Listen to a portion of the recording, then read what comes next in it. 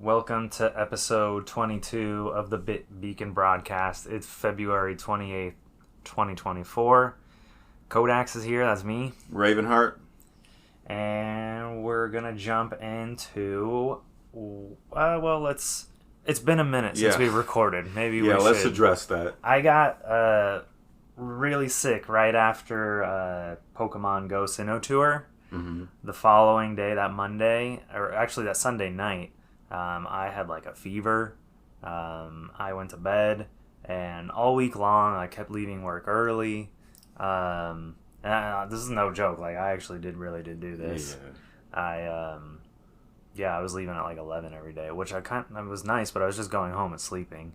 But I didn't want to get Rick sick, and I wouldn't have really been up for doing a very good job anyways. A week off was, I'm not gonna lie, pretty welcome though. Yeah. It's been, this is tough to do. It's not nothing. But maybe one of the worst weeks to take off. Yeah. Just from a news perspective. True. We had like a Nintendo Direct. We had like an Xbox business update. We had like a Pokemon Presents. There's been a lot going on. Yeah. Oh yeah. So that's why we're back. Yeah. We're gonna do 2 episodes back to back tonight. Our hope is to get both of these episodes out this week. So for next week, we're kind of caught up on everything, and we can be current again. So I apologize if some of this is maybe old news, but we wanted to still talk about it, and I know some of our listeners just use us as their news source. Right. So some do. I want to make sure that we're not just leaving them in the behind. And especially episode 21, we were like, we're going to have more to say about this next week. We're going to talk about this more. We had a whole bunch of cliffhangers and stuff in the last episode. So we're going to follow up on all of that. We're not going to leave you hanging there. But real quick, I've actually had a bunch of like things from Limited Run and other pre-orders show up, but we're just going to talk about one game that we both got this episode. Okay. And what have we been playing? Well, at least name what you got. Oh, well, okay. I have some other stuff I'm going to talk about in the next episode. Oh, okay. But and I'll get to that other stuff eventually. Okay. But one thing that Rick and I both got that showed up recently is a 3DS game called Fragrant Story. It's a new 3DS game. A new 3DS game. Well, it's both new and it's old. Yeah, true. It's a re-release, I suppose you'd say. It's got an interesting backstory. So this particular release of Fragrant Story is packaged as being the like expanded edition with this new DLC expansion called Papaya's Path. And the artwork kind of features almost looking like it's like 2 kind of games in one sort of a thing. But there's an interesting story to Fragrant Story, and I'll briefly go over it. So back in early, I think spring of 2021, Fragrant Story was this really small eShop game that was like $2 or $3. And the solo developer, his name is William Cage, and his own company is called Squire Games. He put out a physical release of this really small 3DS game. Now, people were kind of like, maybe being a little negative about it, because they're like, really, man, you're selling this $30 game that's like $2 on the eShop, right. And an hour long. Yeah, like in a really short game, too. So the developer acknowledged all of that and promised people that he was going to release a huge update for this game that would add a lot of new content. Didn't he reason his release of the 1 hour experience as needing to get in the door? Exactly. So Nintendo at this point had started talking about winding down 3DS and Wii U eShop functionality and services. I think at this point that the upcoming deadline in 2020, was it 2022? I think it was 2022. Sorry, not 2021.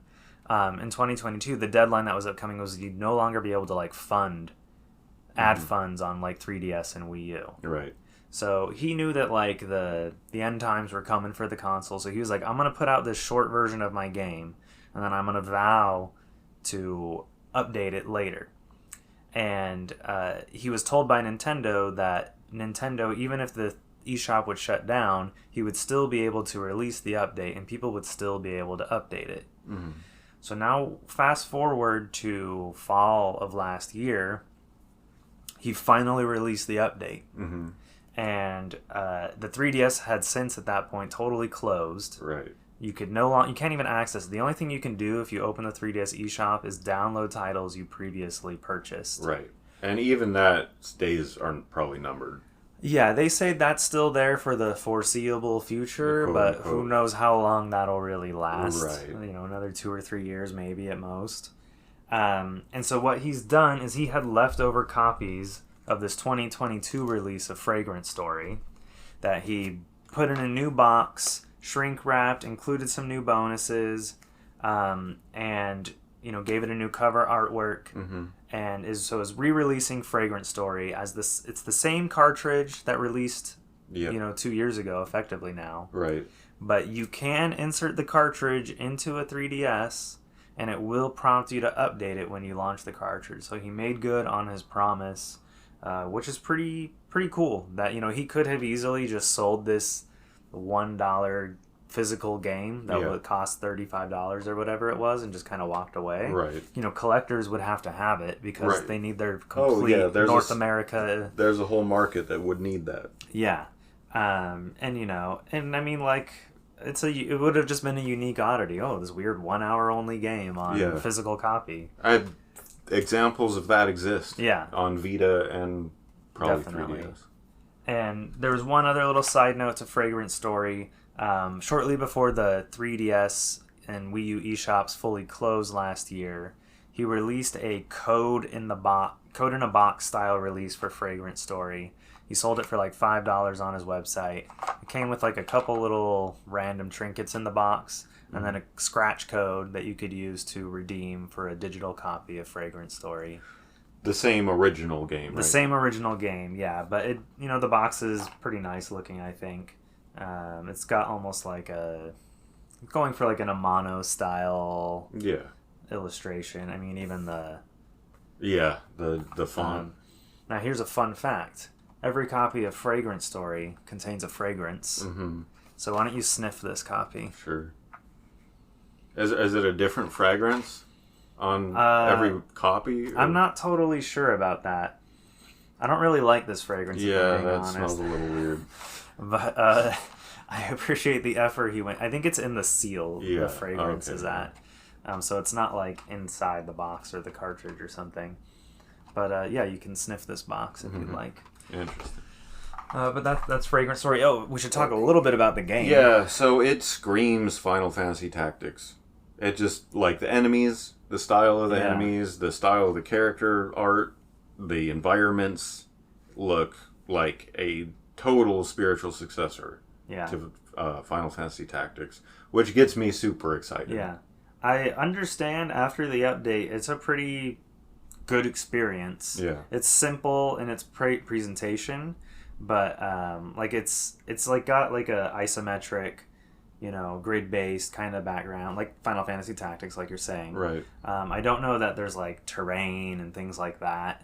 I think it's mostly on flat. There might be obstacles in your path. Okay. That was one mechanic that Tactics had. It was like height values with certain cells on the map. Yeah. But still a cool thing, and happy for the dev. Oh yeah. It's got to be feel good to make good on his promise and kind of prove the haters wrong. Right. Yeah. It's also just extremely difficult to be a solo dev and put something like this together. Particularly 3DS. Yeah. Like, that must have been an ordeal getting these made. Just knowing that, like, the 3DS lines, the factory lines were shutting down to produce copies of games. And they had to convince Nintendo to, like, give him some of those precious physical copies that were still, available for usage. Yeah. Do you have any, like, insight on how long the game development cycle took him? I don't. He has like a public Twitter and things like that. He has a Patreon as well. Okay.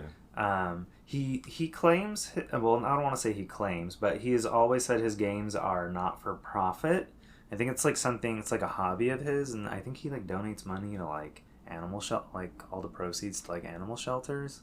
Gotcha. And he recently turned his company into a 5013C, which means like he absolutely has to donate the money or like use the funds according to the like the bylaws of this corporation that he's this charitable organization he's founded. Right. Otherwise, Uncle Sam's gonna come chasing him. Oh yeah. Is he in the U.S.? I believe so, yeah, because I think he ships all these himself and everything. Gotcha. One thing I do like about the new one is that it's like properly shrink wrapped. Yeah. Oh yeah. It looks really good. This is how the first one came. Yeah. And like Oh, I thought this is something you put on. No. Yeah, this is like something you can actually buy online. Yeah, it's just like a little cellophane sleeve. A protector. Yeah. Now, I mean, you can tell when these have been like reopened. Yeah. You'll never get the perfect like fit again. Yeah.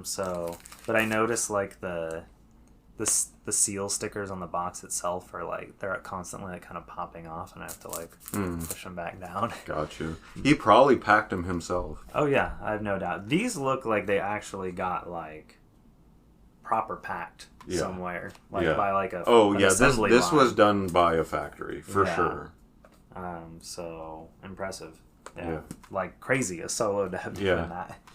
Like really investing in his dream game. I know with Nintendo, I know with Switch for sure, developers when you publish, you get, unless you pay extra to have it shipped to like a third party, you actually get sent the cartridges loose. In like a tray. Yeah. You get sent the cases loose, and then printing. Figure it out. Yeah, your sleeves printed or whatever in separate packages. Yeah. On separate days, I'm sure. Yeah. And you have to figure it out from there. Yeah. So either you do it yourself. Yeah. So what I've seen a lot from, especially like smaller game publishers, like sometimes Switch games, the quality of the shrink wrap will vary greatly. Yeah. Like some of them use that like the heat wrap, which like I hate because it usually like makes the box like all warped, the plastic on the case all warped. So I think that's a side effect of what I just said. Oh yeah. They have to go figure it out. Right. And I don't think Nintendo has anything to say about who they go with for that shrink wrap. You can shrink wrap it however you like. Yeah, basically. use a blow dry. Yeah. Do it at home yourself. Yeah. I know Limited Run, they've actually talked about publicly, like, they've gone through different, like, shrink wrap people over the years for their Switch games. And there was a particular period where they had, like, the high, like, super nice, high quality, like, shrink wrap, like, Nintendo level, like, good, but they've since moved to, like, someone cheaper. Yeah. And it's not bad quality, but sometimes you get that, like, where it feels, like, really loose around the game. It doesn't feel, like, that tight. And even I get into that mindset where I'm like, ooh, this shrink wrap could be a little nicer. But we will talk about it like it is a big deal, because it is a big deal to people like us. Yeah. But I think the general... In the grand scheme of things, most people don't care about the shrink wrap. Yeah. I get what you're saying. So... What I haven't really been playing anything too new, so I don't really have much to report there. I did a few outbreaks in Pokemon Scarlet and Violet. Okay. I haven't proceeded with the story. Oh, that's right. So, you had finished Kitakami. Yeah, I finished Kitakami. The story of Kitakami. Yes, yeah. And I still have stuff to do there. I did a Hisuian Voltorb outbreak, got 2 of them. Nice. Done with that. Because they have an event. Yeah. Or they did have an event going on, or I don't know if it's over or not. I think it was over on the 27th. Okay. And then, they had Fungus, Voltorb, and Hisuian Voltorb, who doesn't appear in Paldea at all. Naturally. Well, okay, I have a problem. I kind of have a problem with Hisuian Voltorb appearing in Paldea. Yeah, you know what? That occurred to me too. That 100% occurred to me during the outbreak. Like, I get that it's an event. Yeah. But, like, if I'm examining it from, like, a sort of canonicity and lore perspective, it makes 0 sense. 0 sense, and it screws some things up. Yeah. Yeah. And it's like, so what? Hisuian Voltorb just rolled through time, and no one's gathered around. You know, what the heck is this? Right. Yeah. Well, we do know there's the trainer in Kitakami, the photographer, whose name is escaping me right now. Yeah, same. She has a Hisuian Growlithe, but there's maybe some canon reasons for that. Right. She's clearly a relative of a character from Legends Arceus, or Right. some kind of descendant. They must, in Paldea, or at least in Kitakami, must know of the Hisuian Pokemon. Because if she has that, it would be a marvel of science if they didn't know about those. But I mean, yeah, I guess at this point we're just supposed to accept that, like... It's been... that Nintendo's put it out there, basically, is how I feel. Well, like, that within the world of Pokemon, people... I mean, it's not like Hisui was some, like, discovery. People who know about Sinnoh's history know that it was once called Hisui. Right. It was just never mentioned before Legends Arceus. Coincidentally.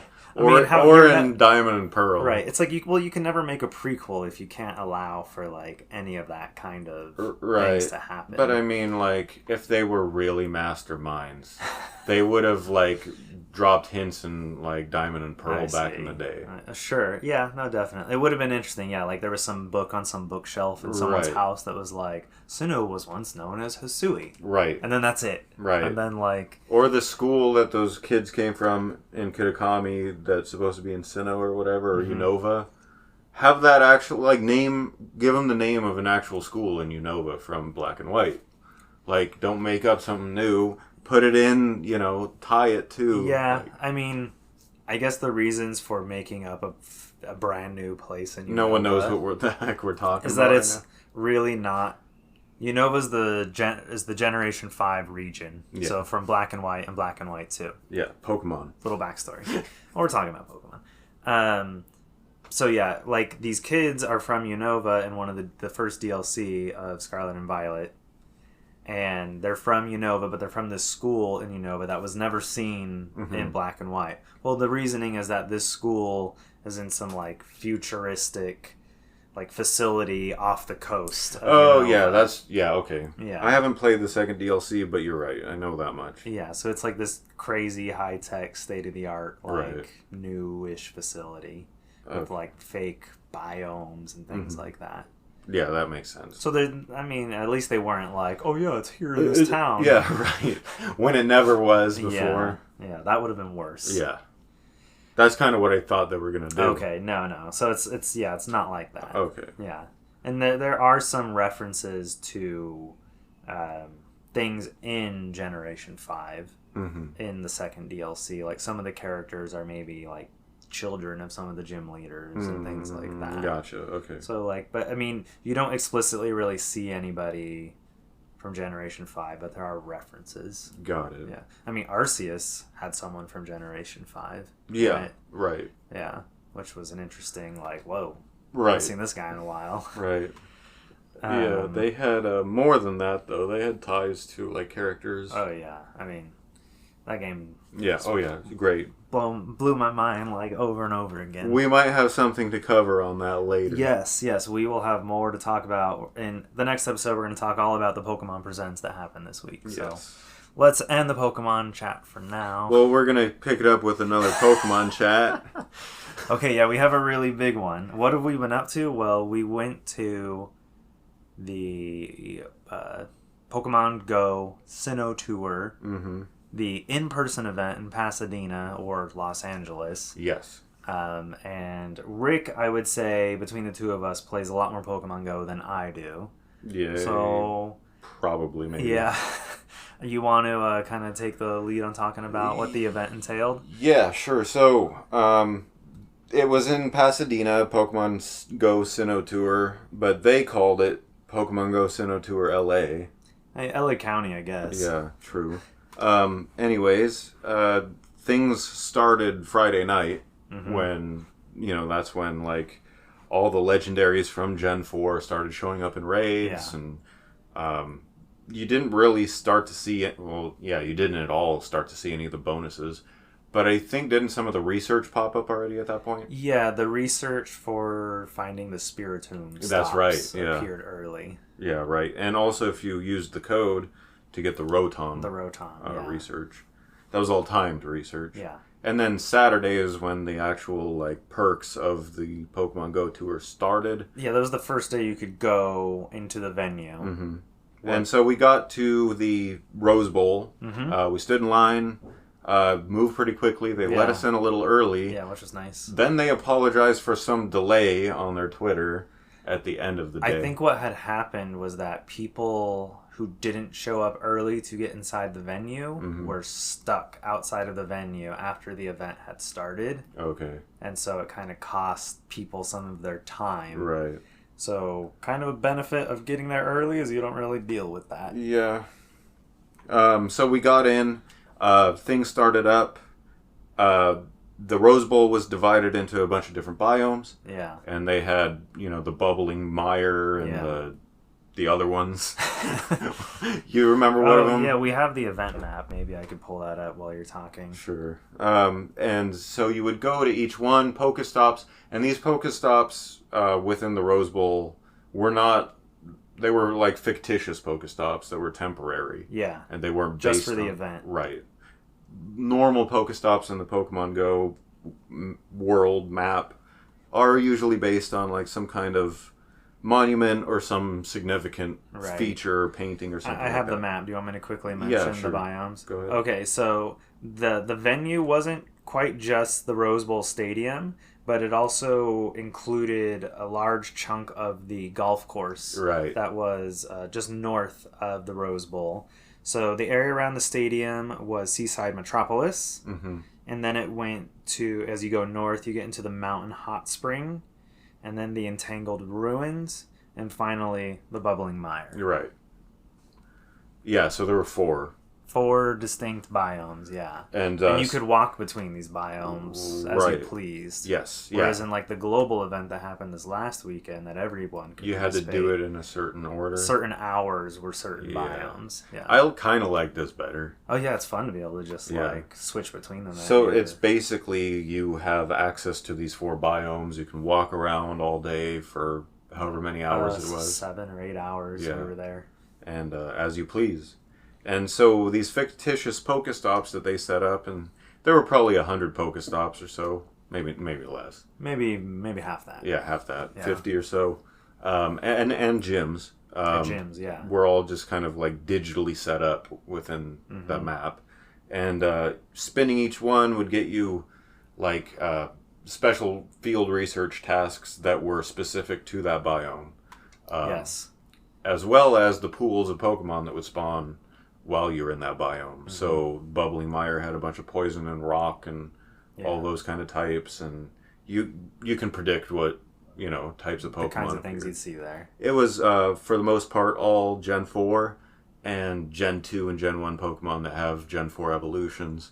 There was a handful of like mixture. Yeah, there was. Mostly only Gen 1 through 4, and then occasionally throughout each hour, what do you call those things from Arceus where the alpha Pokemon are all spawning? It's not an outbreak. No. Oh, I forgot all about that mechanic. So the sky gets dark in the game, and there's like all these cool effects. Yeah, it's crud. What are those called? Yeah. They're like rifts or something like that. Yeah, some kind of rifts in space-time or whatever. So they kind of emulated that, or sort of tried to make that feeling inside Pokemon Go, and a bunch of Hisui Pokemon would start spawning. Right. And then Origin Form, Palkia, and Dialga would appear in raids during those times. And you would have a lot of extra large Pokemon spawning. Yes, like alpha Pokemon from Hisui. Which kind of confirms my suspicion is that that's how they were going to represent that. I didn't think they were going to make a new mechanic in Pokemon Go for alpha Pokemon. Yeah, I didn't think they would do it for this event. I wondered if maybe down the line that might be something they approach. But yeah, this probably is an easy way out of like having to develop something new. I mean, it was a nice touch. Yeah, it was better than not representing that at all. Right, 100%. Because you kind of have to if you're tying the event into Hisui as well. Right. So again, Hisui, if we haven't clarified it, is like old Sinnoh. So before Sinnoh became Sinnoh, it was known as Hisui. Before it was developed, when it was just wild land. Sinnoh is the region for Pokemon Generation 4, which was Diamond and Pearl. Right. And then way down the road, they released Pokemon Legends Arceus, which took place in Hisui, which is ancient Sinnoh. basically. Yeah. Before people had colonized and developed it. Right. Yeah. So both versions of that same region were represented at this event. Yeah, it's a nice touch. Yeah, definitely. Aside from that, the Pikachu had 4 different hats. And they were all new, by the way. Yeah, all of them were new. Totally.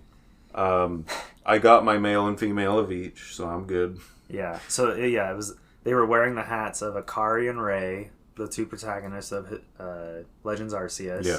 And then Lucas and Dawn from Diamond and Pearl. Right. And all 4 of both the male characters and both the female characters just happen to look identical to each other. Of course. And so I was going to say something else about it. The raids themselves. So this was also like Taylor said, the debut of Origins Palkia and Origins Dialga. Yep. And we found that the raid shiny rate was, I don't know what they were thinking. Yeah. I mean, this was not an accident. They nerfed it really hard. Between the 4 of us, we did at least 100 raids. I would say so. Yeah. And we got 1 shiny out between the 4 of us. On Saturday, I don't think we even got a shiny. Yeah, well, I got my shiny Dialga at the Rose Bowl. So you did. You did. Okay. All right. So yeah, that's right. Yeah, crazy. The whole and it was like at the end of the day too. Yeah, it was like within the last 15 minutes almost. So yeah, we should mention there was a group of 4 of us. Me, myself, Sam and Ben. You guys know. Yeah, Sam's been on the show, friend of the show, mm-hmm. and then Ben, our chair contributor, our weekly chair contributor. Yep. So the 4 of us were there, and we were very disappointed in the raids to the point where we were like, "Why are we doing them?" I was scratching my head, like, why would they do this? Yeah. I guess they just assumed, everyone's going to be doing raids all day, so. I mean, I would have thought we all would have gotten at least 1. Right. That should be the case. Like, we all did 25 to 30 raids that day. Right. Each. It didn't make a lot of sense, and it was really disappointing. I felt that I don't really have evidence for this, but I felt like the normal shiny rates were also pretty low. Yeah, they weren't like community day odds or anything. They weren't. I mean, I think I ended up by the end of Saturday night, I think I had about 20 shinies throughout the day. Yeah. Which wasn't, I mean, it could have been bigger. And I'm sure like some people probably only focused on shiny checking and like didn't do raids. Maybe they would have got way more shinies. Right. But when you do a mixture of both, you kind of limit yourself. Like you can't shiny check when you're raiding. Yeah. So and a raid can take, with the catching portion afterwards, it can take forever sometimes. Right. Like you feel yourself just like wasting time throwing Pokeballs. And it's a whole management experience because you also have your special research going on that you're trying to finish. You have your timed research that you need to finish or you're going to lose it. Right. And the collection challenges. Which is part of timed research, but they're different. They're special. Like you have to collect a list of Pokemon. Yeah. So it's a lot to manage. Your eggs are hatching on you. Yeah. I did get some pretty cool shinies from the eggs. Yeah. I got shiny Pachirisu and shiny Carnivine. That was what I was going to mention that I forgot. So egg hatches included all the Gen 4 region exclusives, being Chatot, Carnivine, Pachirisu. Mime Junior. Oh yeah, Mime Junior. That's right. Yep. So that was cool. Yeah, that was to get those. I did get a shiny Pachirisu also. That was it for those 4. This last weekend when I went to a big park where there was like an official sort of gathering for the Global Fest, I found someone who traded me their Unknown S for my Pachirisu. Oh, nice. Yeah. Awesome. Yeah. I was like, sure, man, I'll take it. You got yourself one. Yeah. I know. Oh, you know what's want to know something that's tragic? During the event, we were driving home and I was in the back of the car and my incense was still going. and a shiny unknown popped up. Yeah. But because we were going 60 miles an hour, Oh, really? it fled. Oh, jeez, that sucks. Yeah. Did you use like a golden raz? Oh yeah. Oh yeah. It just despawned, and that's how they handle the despawns. Is they just have it flee. Yeah. It was an O, which I already had. Oh, okay. So it wasn't like the worst feeling, but it could have been trade bait. Yeah. But you know, that's how it goes sometimes. So that's how the Pokemon GO Sinnoh Tour went. I mean, but what were your, obviously a little disappointed at the shiny raids? Yes. You know, especially with the raids, which were pretty abysmal. I think I know what your question's going to be. I felt a little Pokemon Go'd out about 3/4 of the way through. Mm-hmm. Like I was good. I remember you asking like, "Are we staying all day?" Yeah. Well, I had thought it was going to be over at like, I don't know, 7, 8 o'clock at night. I feel like there was a second wind at some point for you though. Yeah. I guess there was. Yeah. Well, maybe when you got your shiny Dialga. Yeah. That was really late on though. Okay. I think that was definitely within the last hour. Yeah, I remember like maybe about like the 5 hour or the 4 hour mark. Mm-hmm. It's kind of like, we doing this all day? Well, the sun's out. Yeah, it got really hot and it like was beaming on. Oh, we forgot to mention one really cool thing. Yeah, what? Niantic brought developers from the game to do like a meet and greet signing, and they had 2 sessions. This was like unannounced. Yeah, this was, they didn't say anything about this. Yeah. So all they had were these like event postcards, which I'm not gonna cry about it. It's better than nothing. Better than like, oh, want me to sign your phone? Right. You know? Right. Want me to sign your shirt? Yeah. So they had these event postcards, and they signed the event postcards, and we were smart and had all the people sign the same postcard. Yeah. So that was pretty cool. That was like totally unexpected. Yeah. There was some little swag giveaways too going on. Real quick, these were actual real developers. These were like animators. Yeah, not marketing guys. 3 modelers. Yeah. These aren't like the director even or any of that. Yeah. Oh, that would have been cool. These are people who actually make the assets. Yeah. 2 of them were the senior people who have apparently been with the game since like forever. Mm-hmm. Those were the people in the earlier part of the day. And then the later people, I have their names, but one of them, the girl, said she was pretty new. Yeah, she said, "Oh, I've only been here 2 years." I'm like, "Well, that's not that new." No, right. But yeah, she's the one who I think mentioned that the other 2 people were like the senior kind of leads on like the animation and art side of things. Right. Yeah, I mean, a lot of the stuff they work on is like clothing and outfits and a lot of in-game swag. Although a lot of them did work on like the one guy did like the Master Ball animation, the Master Ball animations, the mythical Pokemon animations after like the long research quests. Yeah. The guy that one of them was the one that models the items and stuff in the game.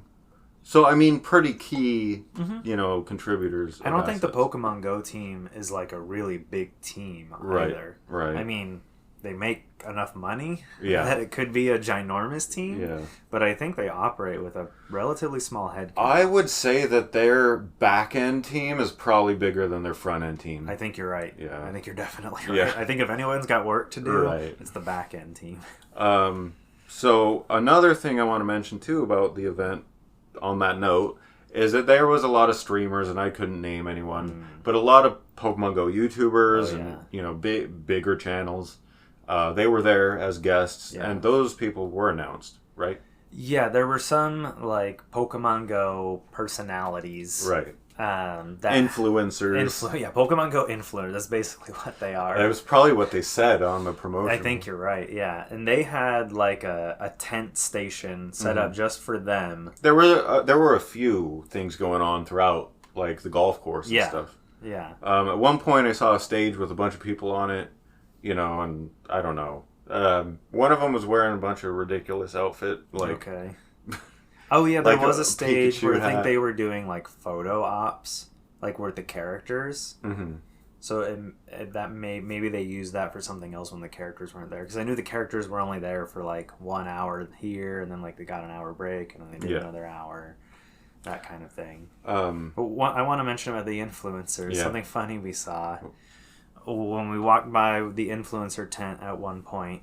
There was like 5 stations to meet influencer, and there's like a line, like a queue for each of these different stations, and like 3 of the stations or 4 of the stations were like dudes. Yep. And there was like no line for them whatsoever. But then one of the stations was a girl or a woman, A female influencer.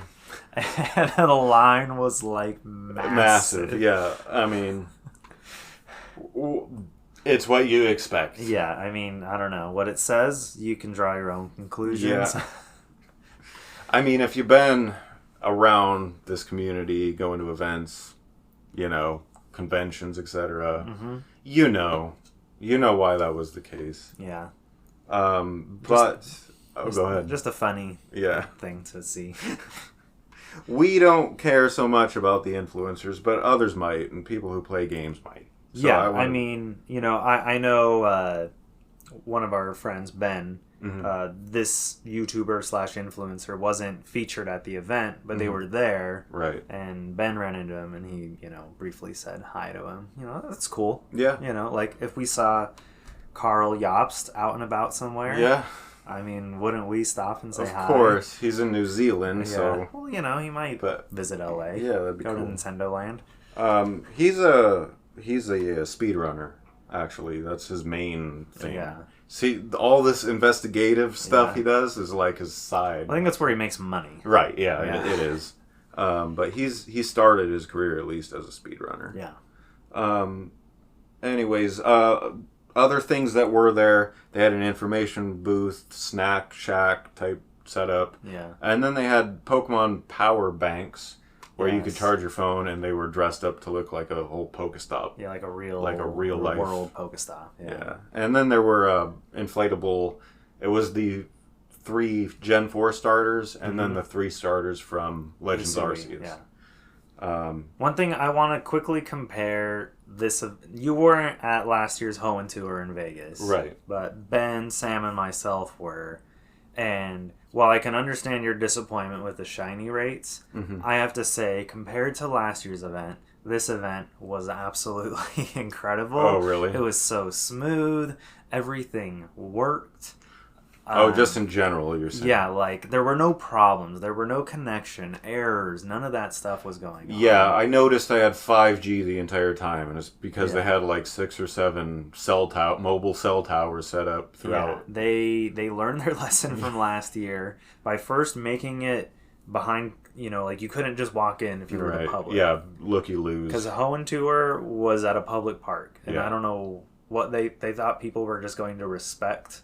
Yeah. That, you don't have a ticket, I can't go over there. Well, you had it at a public park, so anyone's allowed to come. I remember they put out a tweet last year during the event. They're like, 20,000 unticketed players showed up to try to like participate. Yeah. They could raid, but they couldn't do like, they didn't see the spawns. Right. They didn't see any of that kind of stuff, but they were still doing the raids. Mm-hmm. And this year they made it so if you didn't have a ticket, the raids wouldn't be shiny eligible for you. Okay. To like really even more discourage people from trying to get in somehow or Right. do something. Spoof their way in or something. Yeah. Um, Although I guess you could have bought a ticket and then just spoofed your way in. were the shiny rates about the same, would you say, or lesser? Well, because it was such a mess last year. Yeah, oh yeah, right. You couldn't even tell what the shiny I mean, rates we were. got some shinies, and we got like shiny Kyogre, shiny Groudons. I think Ben got a shiny Deoxys. I did like 15 Deoxys raids at Hoenn Tour last year and didn't get one shiny. It still sounds like the raid shiny rates were higher. It felt, yeah, I would say, and considering how bad performance was, if performance was good, could have done so much more too. Right. Yeah, so I mean, I will say kudos to Niantic for making a very smooth event. I mean, I don't know, bump those shiny rates up a little seriously, like, bit. A guys. factor. But yeah. I mean, when you look at it, if you only paid for the base event, you paid $20. Yeah. And like, I don't think you got a bad No. deal for $20. Not at all. There were a lot of add-ons when you bought your ticket. Of course. And we did buy shirts and stuff, of course. Yeah. So that line actually went pretty smooth. That was handled nicely. Well, because we got in early, we were able to take care of our shirts early. True. And we were like the 5th people in line or something like that. Right. I'm sure if you showed up at 2 to get your shirt, it would have been... But you could pre-reserve shirts this year, which was nice. So as long as you did that, you were guaranteed to get your shirt no matter what. Right. Whereas last year, Sam and I had to get to the park at like 6 a.m. to get in line for the shirts, which didn't start getting distributed until like 8 something. Yeah. And it was like, because it's Vegas, it's a desert in February, it was like 40 degrees out. Wow. That was an adventure.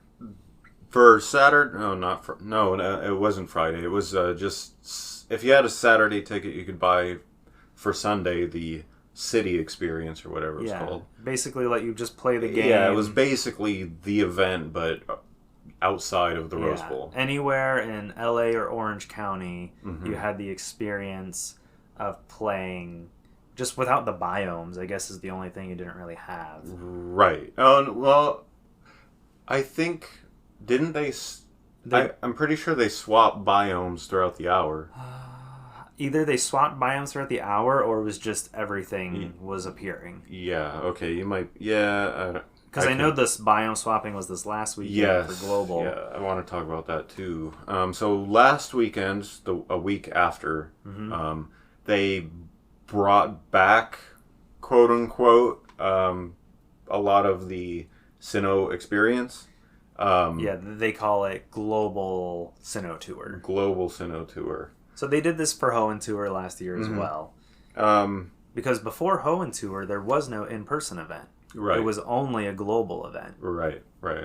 So the story for the main special research for Sinnoh Tour involved teaming up with Team Rocket, which I believe was also a part of last year's. Yeah. And Professor Willow and Giovanni both get sucked into some space-time wormhole or whatever, and then you have to team up with Team Rocket to try to get them back. Right. And that story kind of ends with them still gone. Yeah. And then you're talking about the event in Pasadena, right? Correct. Yes. Yeah.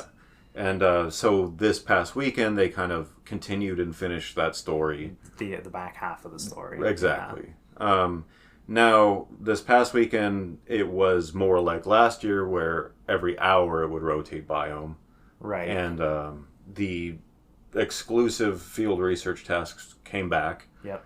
Raids came back. Yep. And you had, like I said, a whole second half of the research. Yeah. Special research. I finally managed to get a shiny during one of the raids this past weekend. Oh, yeah. Go ahead and talk about it. I got a shiny Dialga. Origin Dialga. Or shiny Origin Dialga. Right. Which, it's cool. Yeah. It's trade bait for me. So for those that don't know... We're going to get on a whole other topic here. Okay. Maybe we'll just save that. Okay, sure. One thing we forgot to mention about the event, maybe the best thing about the event, in my opinion, is that the Lake Guardian trio from Sinnoh were all appearing in the wild at the Pasadena event and then also globally at the event. And the shiny rate was significantly boosted for them. It seemed that way. Yeah, most people got at least one, if not two, or even some people, all three of them. Right. I ended up with 3 shiny Uxie, however people would like to pronounce it, and 1 shiny Azelf. Yep. Between the 2 weekends. I never got that Mesprit, unfortunately. Yeah. And I'm going to say that last weekend, I don't know what was going on with the shiny rates. There were none. I walked around for 3 or 4 hours. The global tour shiny rates are barely increased. If at all. Yeah. I did get a handful. I got maybe, between the Saturday and Sunday, I got maybe 6 or 7 shinies. My bad. I did find a shiny Chimchar. Okay. Woohoo. Yeah, I know. I got 2 shiny Chimchars. And I don't even have the hat, Right. The global one is free, so they're not giving you that boost that you're getting at the paid event. Right, of course. Yeah. But anyways, we'll move on from here. So, okay, real quick, before we totally move on, next year will be Gen 5, Unova Tour. Mm-hmm. Now, the past two tours have been in the U.S., so maybe this will just sort of be like the U.S.'s signature yearly event. Mm-hmm. But Unova, we know, is themed around New York State and New York City more specifically. I don't know. I wonder, I don't think they can do it in New York City. I don't think there's a private space of that size that they can like secure. But it would if they did it inside a convention center, I could maybe see that or something. I mean, that's very, and like, that's against Pokemon Go's. Like, they want you in the outdoors, breathing that air. Right. Yeah. Yeah, I don't know. I don't know what they're going to do. Yeah, it'll be interesting to see if they go. I mean, they could go outside the city, you know. Yeah. Yeah, oh yeah. I'd be tempted. I don't know if I want to spend that kind of money. Yeah. But yeah, I do have fun at these. Even the Hoenn one, it was a disaster, but I still, I don't know, weirdly enjoyed it. But I don't know. Yeah, if it's in New York, if it's in California or West Coast again, in a heartbeat, I'll probably go. But I don't know if I'll travel across the world or the country to go. Right. Shiny rates aren't that good. No, they're really, I mean, based on the shiny rates I just saw, this one, But you know, for people that have our stories of like just kind of decent shiny rates, there are people who are like, oh, I caught 80. Yeah. You know? Yeah, of course. So, I don't know. It's rough. Anything else you want to add about Go Tour, or should we move on to your weekly update? Nope. I will go ahead and jump into the next topic, which is my Seraphim update. It's a little different this week for me. Okay. Well, I want to talk about actually, instead of like actual development in a solo developer project, I want to talk about everything else outside of development that happens when you're a solo developer. Okay. And this kind of occurred to me. This is actually something I wrote when we were supposed to record this episode, so it's based on that prior week. Okay. But some of this episode is like that. Right, yeah. So it might be a little weird when we're talking about old news. So and this is a sort of a perspective thing that I just want people to have. I know that people, when they hear developer stories, they want to hear about the positive, they want to hear about the progress, they want to hear about overcoming and stuff like that. I want people to know the truth and understand like that it's not always like that. Yeah. And honestly, it's kind of seldom like that. Once in a while it feels that way, like you're overcoming something giant, but it's this is the week prior to last week, when we would have recorded. Gotcha. Just to kind of give you an idea of what my life is like. On Monday, I had recording with you. Right. That was the last episode. That would have been February 12th. On Tuesday, I had to go help my girlfriend catch up with her business, her actual tax business that she works on, because it gets overwhelming for her, and I need to be there for her because that's my duty as a boyfriend. Right. Wednesday was Valentine's Day. Yes. Thursday, I had no choice but catch up on errands, dry cleaning, grocery shopping, etc. Those kinds of things. Going to the bank. You don't have any other day to do that stuff, and that stuff has to get done. So Thursday was all that. Right. Friday, packing and leaving for Go Tour. Yeah. And keep in mind, you're working your own full-time job. Yes, at night. I'm going to get there. Don't forget. Saturday was Pokemon GO Tour. Mm-hmm. Sunday was coming home from Pokemon GO Tour. I also work a graveyard shift, for those that don't know. Like, I work every single night, except for Mondays and Tuesday nights. So I start my shift at 10:30 p.m. I get off around 6:30, depending on what's going on at the time. Yeah. So I have to sleep until like at least 12 or 1 o'clock. Yeah. That if I want 6 hours, Yeah. So and that's being generous. That's being generous. So that's what I don't want to call this a typical week because this is a busy week, but other weeks are not far off from how this looks. And Valentine's Day, yeah, that's kind of different, but... We had 3 holidays in 1 week. Yeah, but you have holidays like Valentine's Day all the time, you know, and you're doing stuff. Everything I just told you guys doesn't account for sleeping, cleaning, eating, doing the laundry, spending time with my significant other, having phone calls, decompressing, heaven forbid, playing anything. Right. This is what life looks like.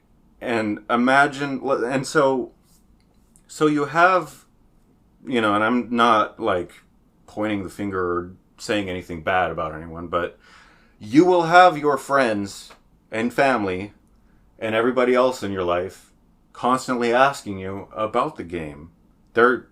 And in some cases, as the years go by, if you have a really big, like, console experience project, people asking, you know, what's taking so long? Yeah. It shouldn't take this long, Rick. What's wrong with you, Rick? What's going on? You need to manage better. You know, and while that's a true statement, you know, and this, I am taking accountability. I know I'm listing off a bunch of external factors and causes and stuff like that. I want you to understand that you have to take accountability for your own schedule and your own time and your own budget and everything else. Like, no, this is no one else's problem but yours. So if you're going to be successful and you're determined to be successful, you have to figure it out. You can't just blame someone else. Mm-hmm. But you are going to have pressure from others, asking for updates, asking, you know, where is the game? Why is it taking so long? This is ridiculous. People even getting kind of frustrated with you. Especially online when you're facing a bunch of faceless people who don't know. Yeah, they don't see you. They don't know you. This is what it looks like being a solo developer working on what I call a console experience. That just talks about scope, basically. Yeah. Not like some 5-minute itch.io experience. Right. Which is also cool, and I'm not knocking that. But yeah, this is, so if you are thinking about being a solo developer, this is the bite that you're biting off. Like, this is what you're taking on. This is what it's going to look like actually in real life, not in the YouTube documentaries, not, you know, what you see from others on Twitter. Yeah. They're only going to tweet about the victories, you know, the small time victories and stuff. I think aside from just having watched you work on this game over the last several years, it's going to be 10 years on May 10th. Yeah. And knowing the struggles that you faced, you know, you haven't really heard from a lot of other developers really talking about it in that kind, or, you know, like I've seen it in like a real sense. Right. I think the only other story I've really heard from like a solo developer is like the Stardew Valley developer. Yes. Eric Barone, I want to say his name is. Barone, you're right. He's been very public with like how the struggles were developing that game on his own, and just like the lying and the like to himself and to others. I lie to people all the time about where I'm at. Yeah. You know, and I'm trying to be as truthful as I can with this podcast. But, you know, I will, and it's an emotional thing. It's because it's a defensive thing.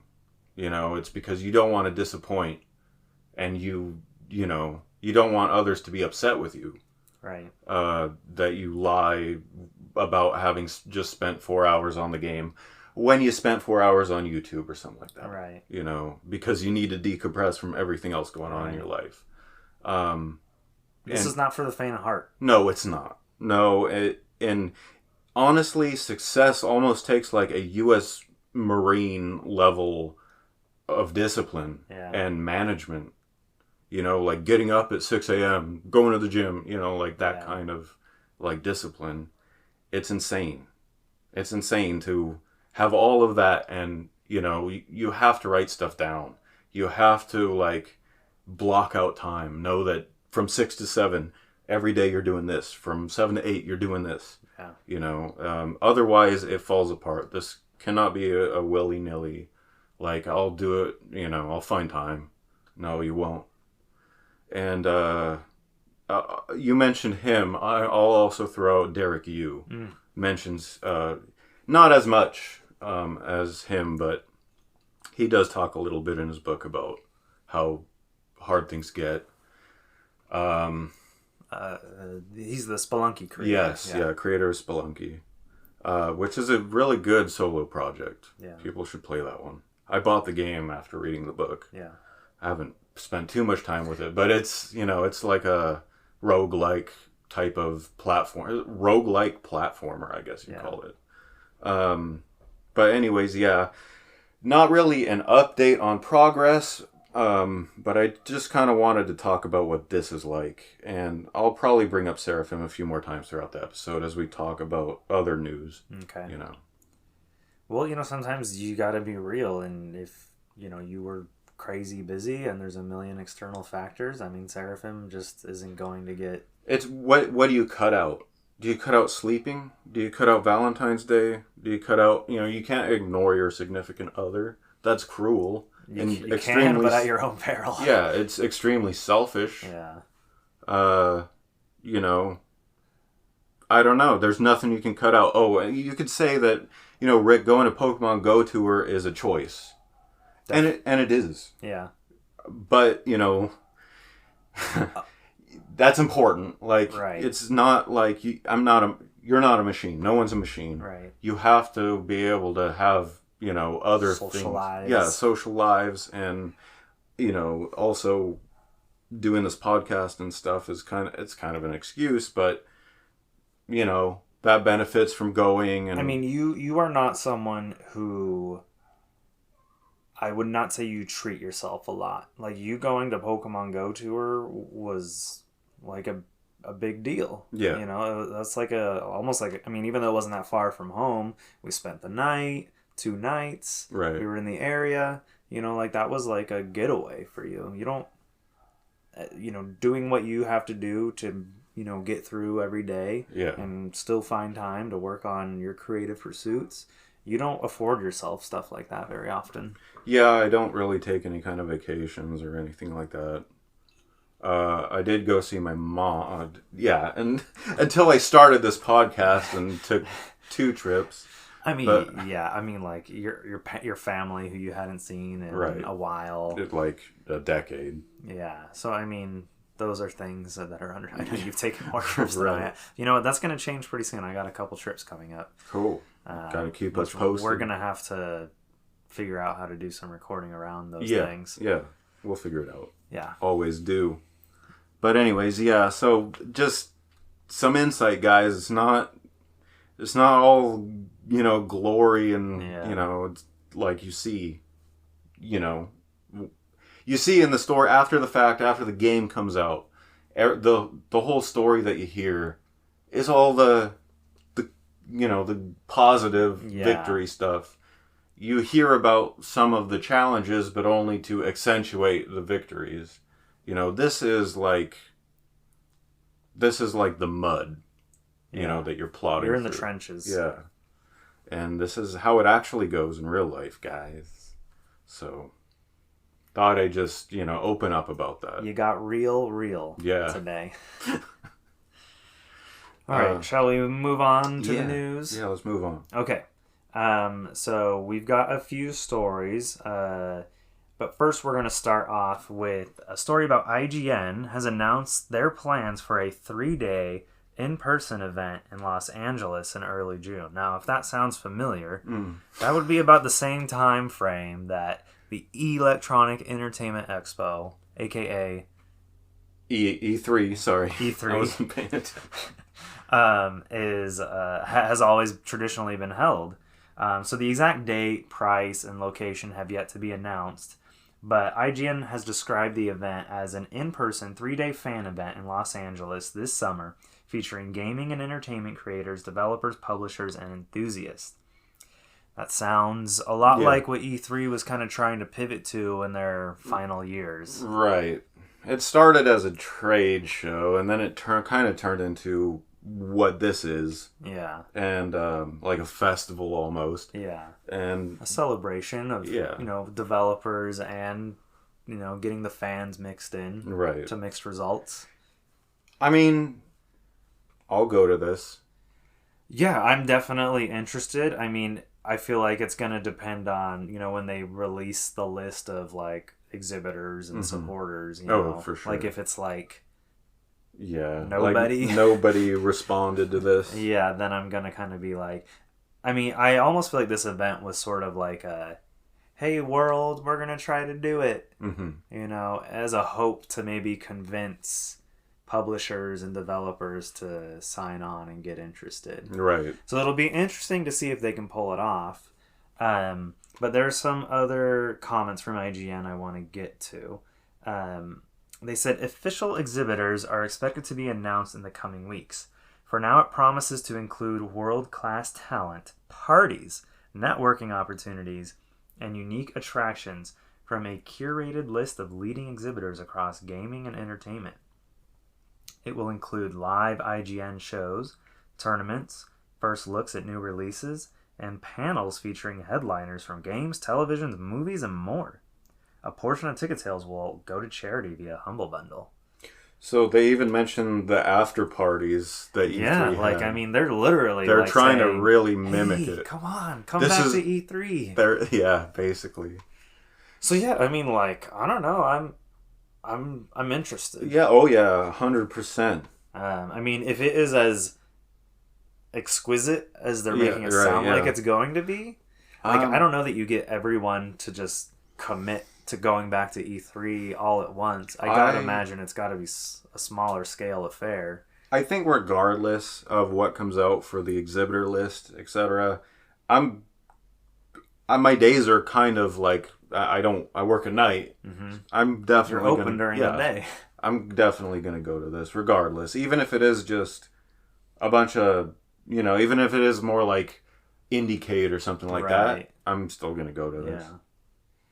I'm curious with, they've confirmed that this will be a paid event. Yeah. So it's not like free. Hopefully the price reflects the experience. Yeah, they're not going to charge like $250 or something. I do wonder if there will be industry and press like credentials to get into this for maybe a cheaper price. Or does it even say that it's like an industry thing? Yeah, I mean, they say there's networking opportunities. Okay. I mean, the after parties the after parties were kind of a networking thing usually. Mm-hmm.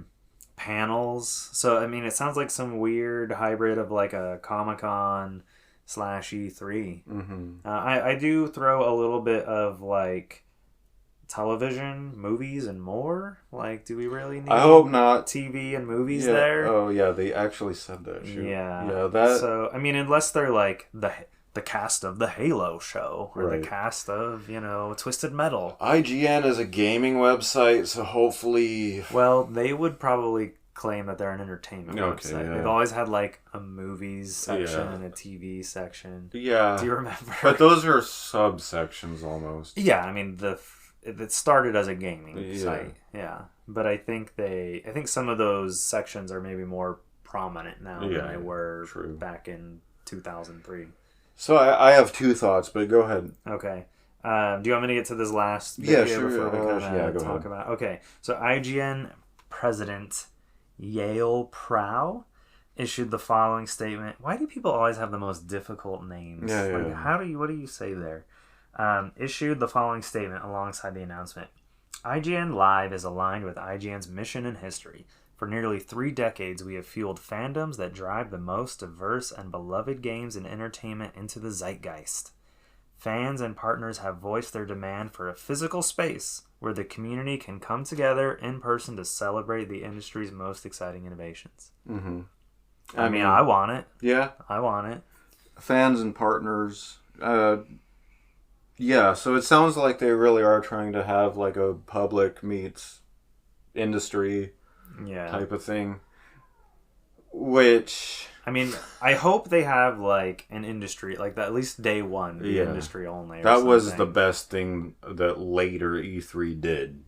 Well, it's funny because when they started letting the fans in, they had like industry hours where like the first 3 hours were industry only. Yeah. And then in 2020, there was going to be a whole day that was industry only. Yeah. Which would have been amazing. Yeah. But, then... Right, then stuff down. happened. Yeah. All right, so what are your thoughts? So, hold on. Okay, I've got a thought in the meantime. Yeah. Okay. Jeff Keighley. Mm-hmm. Yeah, okay, yeah, there you go. He has been trying to make something out of this Summer Games Fest thing he's been working on the last few years. Mm-hmm. And he has to see this news and be like, what? Yeah. Because he has not announced any kind of physical event thing for this year at this time. Right. But I gotta imagine he's working on it. Last year, he had a very small physical event where only influencers and press were allowed to go. His two favorite things. Yeah. I mean, it makes sense. These are the people that are going to be talking about the games, making videos, making articles. We understand why. Yeah. If he's only doing like a very small scale kind of thing, right. like, okay, the public doesn't really fit in there. Right. There's not enough space and time to get everyone. No, I get it. But, I mean, he had been teasing about like scaling this up to become larger. But now IGN has swooped in early for this year's announcement. Cut him off at the pass. And now what is Jeff going to do? Right. The Summer Games Fest, it's mostly like an announcement kind of programming sort of block of... I mean, the right move is to join forces. You're right. But... that's not what's going to happen. He has not said a word about this. Right. Like, he has... anytime E3 has been in the news, like, as like, oh, that's not going to be this year, Jeff Keighley, within 5 minutes of that news breaking, puts out a tweet saying, Summer Games Fest, coming back this year. Right, yeah. Or, like, and it, like, drops the dates, or, something like that. Something very kind of petty, if I'm being honest. Oh, yeah. And so to see the IGN do we've seen Sony do stuff like that. It's endemic, I think, of the industry. Yeah, it's just, I don't know, like, Jeff was almost, like, celebrating the demise of E3, it felt at times. Yeah. Yeah, like, that comes off wrong. It's, E3's going down, I'm rising up, I'm gonna be the guy in charge of all this. And so the fact that he said nothing is unusual, and... I think he's livid. Yeah. So, and...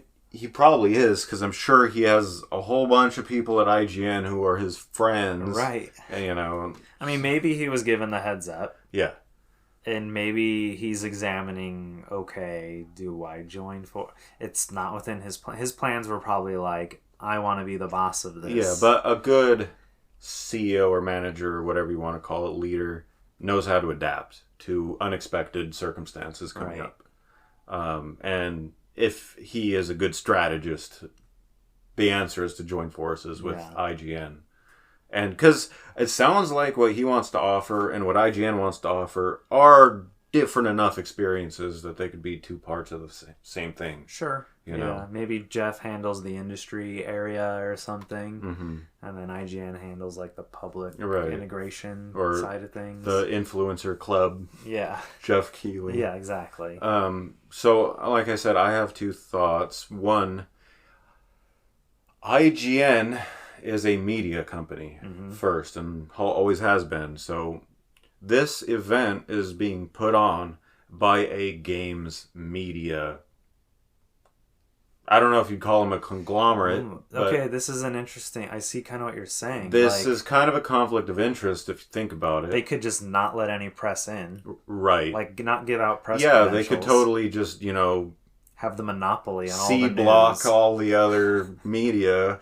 But they could also pick and choose... who they let in. Like, only friendly developers. And if you ever cross IGN, you better watch out you're not being let in. Kind of deal. Yeah. I mean, that isn't it. I mean, I gotta imagine. I can see them gatekeeping because IGN has a history of not being. Okay, I could see them gatekeeping. Not being honest. But they're also trying to build something. Yeah. And I don't know it's in their interest to turn people away they're trying to start from zero. Right. When you say that, I think what I'm talking about is like this down the road if it's successful. Sure, yeah. If it ends up getting really big. Right. then they could be really gatekeepy. Yeah. The thing about the ESA, who ran E3, was that they were like they were a board of industry heads or something. I mean, they were a.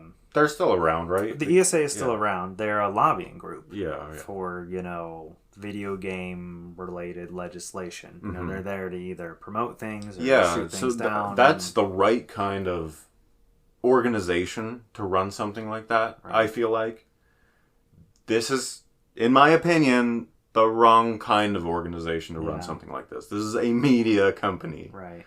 Where at E3, media was one faction of the crowd. Right. Industry was another. Right. You know, and everybody else, merchants and etc., vendors. Yeah. But this is, I could see this going a little sideways. Right. You imagine the event is a total wreck, but they're the only press there, so they're like, the event was a huge success. Oh yeah. They control the narrative. Yeah. I mean, you bring up a really good point. I hope it's not like, I hope they don't go the evil route, but... Well, they have a history of it. Yeah, I mean, they have changed, like, parent, companies so true. many times, and different people in charge. My other thought was, if the ESA, who still probably owns the E3 name, wanted to, after this becomes successful, could relaunch E3. And I think they'd have support still, once they see how this goes. Because I feel like it fizzled out, the sales were down, they didn't know what they were doing sometimes. Then the pandemic happened. So you're thinking that, like, E3 might be like, well, yeah, we're not going to let IGN do this. Or they might see the first few years of this as something successful and be like, oh, what the heck? And then, revive the E3 name. I just had an interesting kind of semi-related thought. I'm surprised the ESA is not doing more with, like, E3 branding. Yeah, exactly. Like, why are they not selling merch, T-shirts? That plays into what I'm saying. Like how Atari, even though they weren't doing anything for years and years. Yeah, they still have that logo. Everywhere. You can go to Target and buy an Atari T-shirt, guaranteed. Yeah. And the ESA, I assume, still owns the E3 logo. Like, it could still be a living brand. Yeah. To some degree. I mean, there could be an E3 booth. Yeah. At this thing. Do like a little history booth. I mean, like, there's still ways to make it relevant and, like, not dead. And not take huge risks. Yeah. Yeah. So, but, I mean, like, if something like this were successful and the ESA were to see how it works, I think that if they tried to revive E3, they would get some support, like some nostalgia points big time. I know, but I do wonder if partners, if they already established like a new partnership with IGN and they've been doing this with IGN for 5 years, and then the ESA is like, well, hey guys, forget them, come back to us. Yeah. I don't know that the partners are going to be like, well, let's jump ship and kind of start this all over from scratch again. Yeah, it would be hard to say. Yeah. But, yeah. I think the ESA had a lot of problems. I think it was very unaffordable for developers to go to E3. Like the cost for the booth space and things like that could be like really prohibitive. Yeah. Depending on where this event takes place, you might find somewhere cheaper. I mean, we know. Imagine it's an LA Live. I mean, it would have to be at some kind of convention center of some kind. Yeah, right. And keep in mind, LA. It means apparently Pasadena, anything. Yeah. So like they could be at the Long Beach Convention Center, Right. So there, it'll be interesting. I mean, it's already March almost. By the time this episode comes out, it's probably gonna be. It's gonna be March tomorrow. No, tomorr's Leap Day. Oh, are you serious? It's leap year. Yep. All right. Stupid. That's so stupid. That's you get so a free stupid. day. So stupid. Anyways, dang! Imagine if this was our 29th episode. Oh yeah. We could. I don't know. Think of something cool. Yeah. It's not though. Milestone episode. Milestone. So yeah, IGN's new Electronic Entertainment Expo. Yeah, we'll see. We have to be hearing about it soon, unless like they're just not getting support, and then we'll get that like, sorry, it's wah it's wah, wah wah wah. Yeah, I don't know. We've got more news though. Yeah. Next We're going one. to keep rolling. So in episode 21, we talked about Xbox possibly going third party, not having a console anymore, doing away with physical games. Well, hold on. We thought this because of an announcement. Right. That was pending. Right. This big business update because of all these rumors that were coming out. Which was that Xbox was going to start putting first-party games on other consoles from other console holders. So Nintendo and Sony. Right. So they had said, we're not going to talk about that yet, but next week, which was last week for us, we're going to have our Xbox business update. And we're going to tell you what our business plan is going forward. Yeah. So some of what we're going to share in this story is from the business update itself, and other parts are from an interview that Phil Spencer did with The Verge that was released shortly after the business update video went out. Right. So the first piece that they talked about was, without naming games specifically, Phil Spencer announced that 4 Xbox titles would be jumping over to competing platforms, Nintendo and Sony.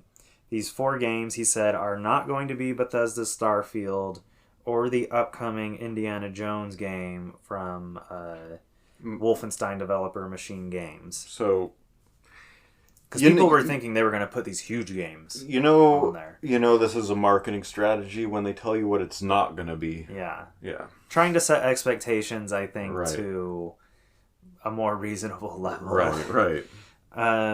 He did say he wouldn't rule those games ever coming out on like PlayStation or Nintendo platforms. But he said that they're playing more of a wait and see approach with the first 4 titles to see how they do. So we know he didn't announce these 4 titles at the business update, but at last week's Nintendo Direct, it was announced that Nintendo Direct Partner Showcase, that Microsoft was bringing Grounded, which is a like team-based survival game, like Honey, I Shrunk the Kids. Like you're microscopic children and you're running around backyards and ant colonies and things like that. Yeah. That was coming to Switch, and that Pentiment, this very unique, like medieval style scroll looking game. It was mentioned in the last episode. By Obsidian Entertainment, was also coming to Switch. Yeah. And then later that day, they also announced that Pentiment, Sea of Thieves, Rare's game, the people who made Donkey Kong Country. So what was their game? Which one? Sea of Thieves. Sea of Thieves is theirs? Yeah. I didn't know that was Rare. Yeah, that's Rare. And Hi-Fi Rush would be releasing on PlayStation 5. So, again, real quick, Sea of Thieves is like a co-op, pirate-based, like living world kind of game where you get a crew and you guys literally sail your ship and you gotta hoist the sails and man the cannons and all that. I think I've seen a video of the gameplay. Interesting concept, but you gotta have like a crew, like a real crew of people to play. It's not a solo game. Right. Yeah. So, kind of a tough game unless you have like a group of 12 friends who is like free all the time. Yeah. But I've heard really great things about it. And Rare's been working on Sea of Thieves, and it's been out, but they continue to release. It's like a live service kind of experience. Sure. I would imagine something like that would be. And it's been out for several years now. And then that Hi-Fi Rush, Bethesda's kind of small, critically acclaimed indie style game, had a very small team that developed it, would also be releasing on PlayStation 5. Phil made and then he kind of went off topic when he was talking to The Verge about a few various things. And he said he made a projection, I should say, that 10 years from now, he thinks there will be very few true exclusives anymore, implying that even Sony, and I don't know, I doubt Nintendo, but that even Sony would begin putting their games on other consoles. Like, and that's an interesting concept. I mean, Microsoft is now starting a trend, potentially. Yeah. Like, if this does well, if they make a lot of money. Yeah, I mean, it's as new as this sounds and as it seems, in retrospect, like, why is it just happening now? Why hasn't this happened a long time ago? Because they're turning away money by being all exclusive with their stuff. Like, I think the idea was always to sell their your console. box. Yeah. We want to sell our console, but there's maybe sort of a saturation point. Yeah. Like, there's no one else to sell consoles to anymore. Right. You know, there's going to be the normal sales. Everybody is going to own all three. Like, it seems that way. All three, or well, I mean, if they own all three, then there's no point in putting games. That's true on too. The other platforms. Yeah. I think there's. I mean, you're right. There's more money to be made if your game is multi-platform. Yeah. Right. 100%. Now there's more work to be done. You got to like optimize the game for all the different platforms. True. Especially for something like Switch. Yeah. We have Xbox Series and PS5 games that are also on. I don't see the port between PlayStation and Xbox being a huge lift, but I think there's back-end stuff that's probably more pain in the butt to deal with, like trophies and achievements and their submission requirements and stuff and how they expect things to be set up. Yeah. But performance-wise and stuff like that, I don't see a big... No, between the two. Yeah. I mean, there's... The real heavy lift is going to be Switch. Yeah. So, you know, if this starts a trend, you know, and let's say Microsoft makes a lot of money doing this. Like, since they do this, their profits are up. They start bringing more of their games to PS5 and Switch. Right. Then Sony is going to get pressure from their shareholders to be like, look at what your competitor is doing. Why aren't you doing Look that? at how much money they're making. They're going to get in their face. Why are you not putting your games on other platforms? 100%. And then Sony's going to basically have an answer. Yeah, I mean, well, their answer is going to be like, well, okay, I guess we have to do that too. Right. Yeah, but they're already going to be behind. Yeah.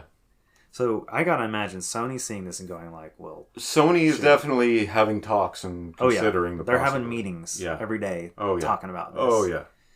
On one hand, they're probably like, we won, guys. Mm-hmm. Xbox is conceding, you know? That's the wrong talk to be having. I think that's the talk that the general public is having. Yeah. But that's not how Sony should be seeing it. No. They should be seeing this like, uh-oh. Yeah. We got to react, and we're already behind. Right. Xbox doesn't just... Or Microsoft, you know... These three console holders don't just throw the towel in. That's not a move that they make. Well, let's talk about Nintendo. Yeah, okay. I don't think Nintendo's thinking, oh, let's start bringing Zelda over to PlayStation, right? That's a good idea. There is no way. No. Nintendo will be the last... They will do it when they... will be yelling at them, and they'll be like, no, we're not doing that. They... this plays into like the quirks that makes Nintendo who they are, right? For better and worse. Yeah. I think this is part of the reason Nintendo's been so successful and memorable, etc. And it's the reason that like we have some problems with them. Yeah. They could adapt, but they refuse to until they're forced to. Yep. And they've always been that way. Yeah. So yeah, they will be the holdout on this. If Sony caves, it'll be years until Nintendo does the same thing. Yeah, I think. Oh yeah. And then Phil kind of switched. Oh, okay. So he started talking about hardware because there were rumors that that Xbox would be, you know, getting out of making consoles. Right. And they would just be a third-party games developer now. The implication being that because they are putting their exclusives on other platforms, they're dissolving their need for their own hardware. Exactly.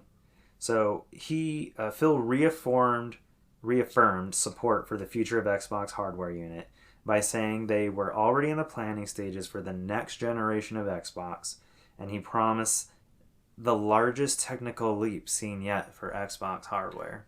Disappearance of digital, or disappearance of physical, that's what that is. Well, you know, we'll have more news on that topic in next week's episode. Okay. Or not next week's, the second episode we're recording after this. Tonight's next episode. Yeah, which is... These are both this week's episodes. Yeah, right. And then Phil started talking about handheld games, like randomly. Yeah. Or handheld gaming devices. And without elaborating, he just went on, started praising them. But he admitted that the worst part of handheld PCs is Windows. He says Xbox and Microsoft are working to make a better handheld experience for handheld PCs. Mm-hmm. or a handheld Windows experience for handheld PCs. See, that's a good thing. That's a positive thing. I think so too. Unless he means digital only. Well, they would be digital only, huh? Never mind that. I mean, pretty much all handheld PCs Yeah. are digital only. Yeah. You know, Steam Deck is that way. And then there's some newcomers that are like pure PC operating systems on these handheld gaming systems, or these handheld PCs. Like Windows. Yeah. And you know, there's that FTC upload where Microsoft publicly put a bunch of documents online that anyone could see, included on one of the slides, basically showed that Microsoft was in some like concepting phases for a potential Xbox handheld. It showed their roadmap for the next 10 years. And there were all these little like circles, and it showed like the different things they were looking at.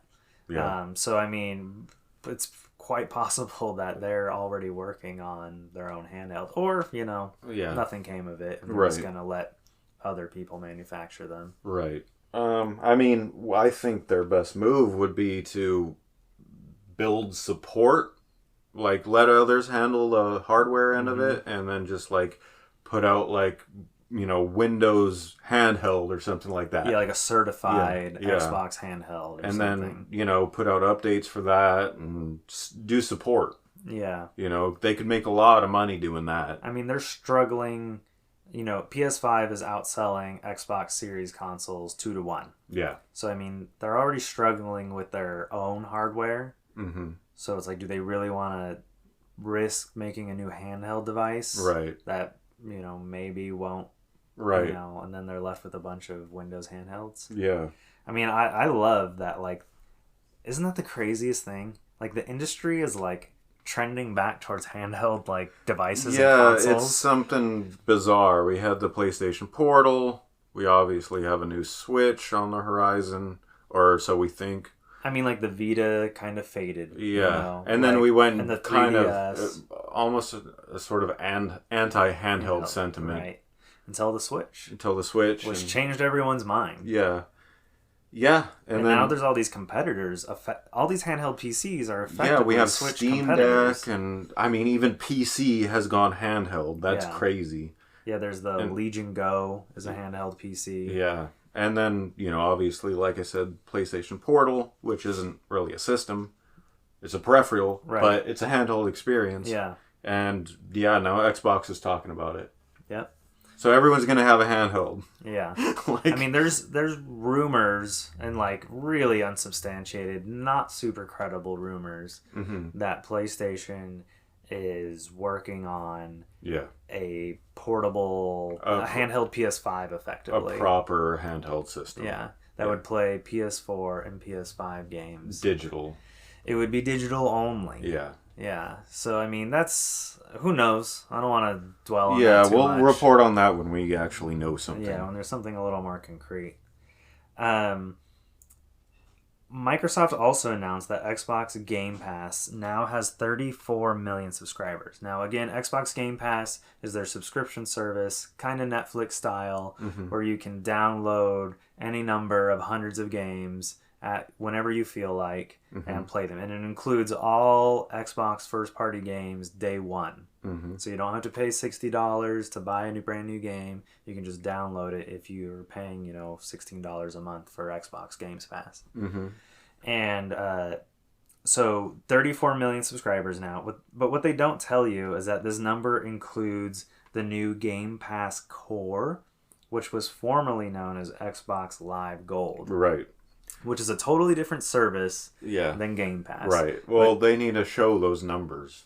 Yeah. So Game Pass Core, what Game Pass Core offers is online play and then a small selection of like 10 games that you just always have access to when you're a Game Pass Core subscriber. Very similar to like PlayStation Plus kind of thing. Right. So Xbox Game Pass differs from the Game Pass Core. Exactly. How? Well, Game Pass, as I just said, is the full experience where you can download hundreds of different games. And then Core has just like stuff on sale. Core is just Xbox Live Gold plus like 10 games. That you just the same 10 games always that you have access to. Gotcha. So, and they're like older games. You know, they're not like brand new experiences. It's kind of like on PS5 when it first launched. You had access to like these like dozen games that were just like free if you had a PS5. Right. And so the last time we had numbers about Games Pass and Xbox Live Gold was back in April of 2022 when there were 33.6 million subscribers between both offerings. So that means in 2 years, Xbox Game Pass and Xbox Live Gold, or an Xbox, or now Game Pass Core, has only gone up 0.4 million subscribers. That's basically stagnation. Yeah. Like Game Pass has saturated. Yeah. Like, the people who are going to get Game Pass have got Game Pass. Yeah. So no one else is getting it. That's just showing no growth. So, yeah, Microsoft is seeing that, okay, we've reached the saturation point in Game Pass. Yeah. This is why we're releasing our games elsewhere, because we have to find more growth. And also, wasn't there... No, never mind, continue. Yeah, that you might be fixing it within the story for the next episode. Yeah. But, yeah, I mean, so that's basically the business update. It wasn't like a big hoopla as people thought it was going to be. Right. Pretty much shut down most of the like the crazy, insane rumors that were coming out of it. Right. But yeah, they are now publishing their games on other platforms. Yeah. And, you know, they're going to play a wait and see approach if they bring some of their bigger titles over to PlayStation. But for now, they're just starting with, you know, smaller, you know, like I said in, I think last week's episode, they got to be careful about upsetting their core Xbox people. Yeah. If they just start putting Starfield and all these other exclusives on PlayStation, they're going to upset the Xbox bros. Yeah, so knowing Xbox bros and the just stereotypical specimen that is the Xbox bro, they're not... There's no way they're happy about Xbox's exclusives going to Nintendo and Sony. No, but I think if you're going to try to get them used to the idea... Yeah, this is how you do it. This is how you do it. You give them the little games that and really... make sure to tell them it's not going to be Starfield and it's not going to be Indiana Jones. Not yet. Yeah, not yet. But when those games have sold as much as they've sold on Xbox, we're going to bring it over. Yeah. But yeah, so it's interesting. I think it could be sort of a Pandora's box for the industry. Yeah. It would be nuts if like Last of Us ends up on Xbox 5 years from now. Yeah. You know. Right. But I mean, you got to get more money, or at least that's what they're thinking. Yeah, I mean, so when we first heard about this, the big question was, why are they doing this? And now we know. I mean, from our own analysis, I can say we know why. This is why. They want more money, and they can't get any more from the people who already use Xbox. Right. Yeah. We have the next news story. It's an unfortunate one. We're pouring one out, as we do here on the Bit Beacon broadcast, for Yoshitaka Murayama. He was a game designer. Game director, designer, producer. He was 55 years old, and he Quite young. Yeah, I mean, young. That's young. Yeah, passed away, I should say, on February 6th. Unfortunately, due to complications. Okay, real quick aside. Yeah.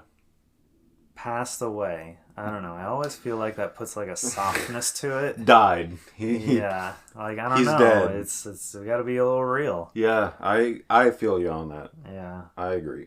So ongoing illnesses was, I guess, the reason given by the company, the recent company he had founded.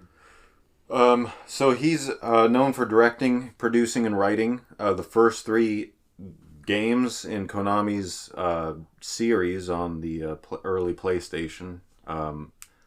Suikoden, if you're familiar with that franchise.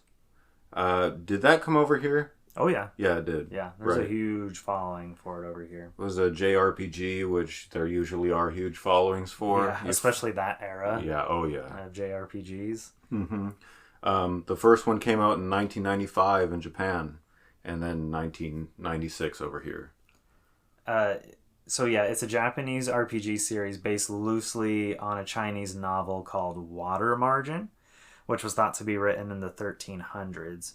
Suikoden features a playable roster of over 100 party members, Yeah, random battles, that's huge. turn-based combat, dungeons, and side quests. For PS1, that's huge. That's a Yeah. big game. Basically, everything you'd want a JRPG to have, this game had. The battle scene takes place in sort of an isometric style view, giving the appearance of a 3D environment, but all the art assets were like traditional, like 2D look to it. So I was doing some research on him, just on my own, and I read something in his philosophy section on Wikipedia that I just Did you look at the source for it? No. Okay. But we do our best. Yeah, we do our best. This is real groundbreaking journalism here. Anyways, it touched me a little bit. Just this one line. Okay. He was inspired by a line of code in Enix's 1992 RPG Dragon Quest V. Okay. A line of code. A line of code. Where each time the player is killed and resurrected, the dialogue from the priest character who resurrects them is slowed down a little. So this guy was... It says... Murayama wanted to use small details such as this to give his games the greater sense of realism and emotional depth. And I just feel like I really understand what he means. Yeah. Like, that resonates with you. Yeah, it just... I know what that's like. I do that. Yeah. And not to turn his death and his legacy into me and Seraphim, but just in learning from his legacy, that, like... I know you have played Seraphim and you see what I'm talking about. Like, I do stuff like that. Like, when the character dies, that's slowed way down. Yeah. And I went way out of my way to do stuff like that. Because I mean, maybe some might say... Too much? To your detriment. Right. To the game's, like, right. development. Right. But ultimately, yeah. those will be the things that players remember and think about.